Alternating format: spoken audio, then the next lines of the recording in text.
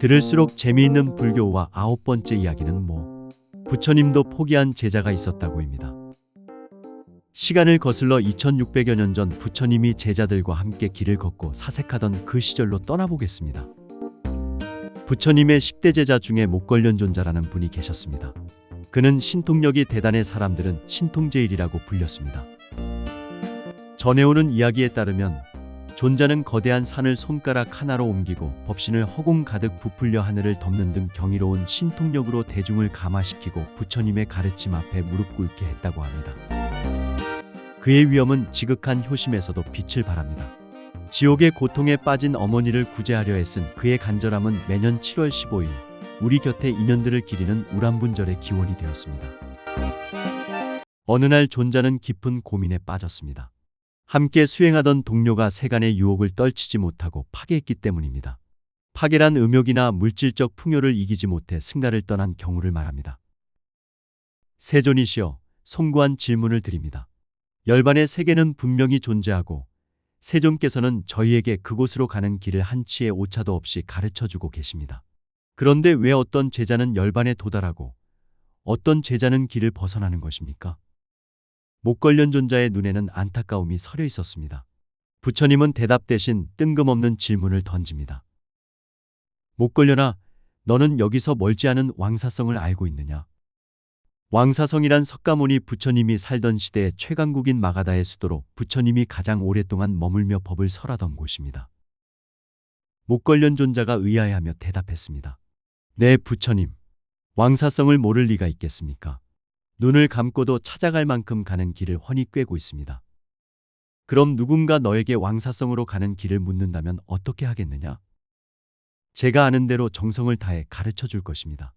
어느 갈림길에서 어느 쪽으로 가야 하는지, 어느 산을 넘어야 하는지 아주 상세히 일러줄 것입니다. 부처님은 고개를 끄덕이며 다시 물었습니다. 그런데 말이다. 내가 그렇게 바르게 가르쳐 주었음에도 불구하고 어떤 이는 무사히 왕사성에 도착하고 어떤 이는 길을 헤매다 끝내 도착하지 못한다면 그것은 길을 가르쳐준 너의 허물이냐, 아니면 왕사성이 존재하지 않기 때문이냐? 아닙니다, 부처님. 저는 그저 길을 가리키는 자일 뿐입니다. 그 길을 실제로 걷는 것은 오직 그 사람 자신의 몫입니다. 그렇다, 목걸려나. 나 또한 마찬가지다.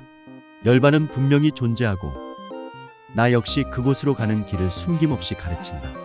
하지만 직접 걸으려 하지 않는 자를 내가 억지로 데려다 놓을 수는 없다. 부처님은 빙그레 웃으셨습니다. 부처님은 구원자가 아니라 길을 보여주는 안내자였던 것입니다.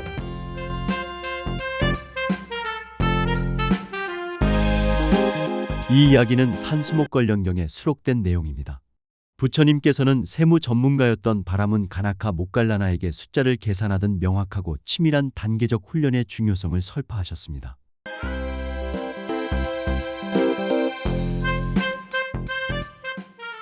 여러분은 이 이야기를 어떻게 들으셨나요?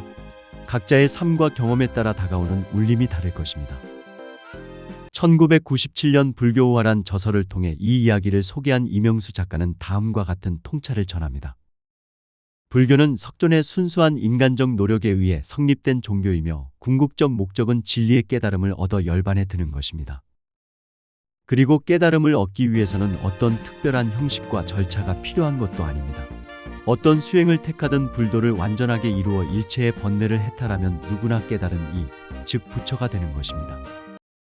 그러므로 불교는 인간의 의지와 노력을 매우 중시합니다. 왜냐하면 스스로의 수행을 통해 해탈의 경지에 들어가야 하기 때문입니다. 그래서 절집의 스님들은 흔히 불교를 자력교라 일컫습니다. 이 말은 법등명 자등명 법규의 자규이라는 석존의 말씀에서 유래되었다고 합니다. 진리를 등불로 삼고 자신을 등불로 삼으며 진리에 귀의하고 자신에 귀의하라는 뜻입니다. 이 우화도 인간의 의지와 노력을 강조하고 있습니다. 부처님은 다만 길을 가르쳐 줄 뿐입니다. 열반에 도달하고 도달하지 못하고는 각자의 행동에 달려 있다는 것입니다. 말을 물가로 끌고 갈 수는 있습니다.